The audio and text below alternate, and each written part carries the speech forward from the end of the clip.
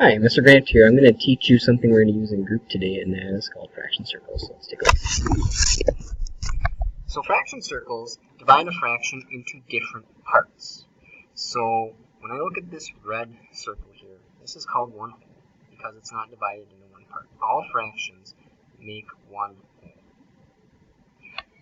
And the reason they do that is because look at these fractions. This is 1/4. If I put the 1/4, all the 1/4 that I have right here, on top of one whole, it is covered up. So that shows that when I have 4/4, it is the same as one whole. The reason these fraction circles are called 1/4 is because there are 4 of them. They are split into fourths. So when I take one away, that's looking at 1/4.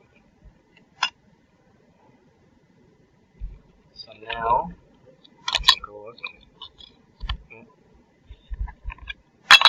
this one. We've got 1/3. So there are 3 of them. That is why it is called 1/3.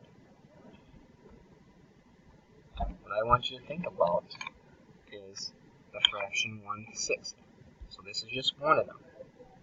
If we're working with 1/6, how many total, counting this one, how many total fraction circles would there be for this fraction? I also want you to think about how much you understand these fraction circles. You will get a chance to answer both those questions on the phone.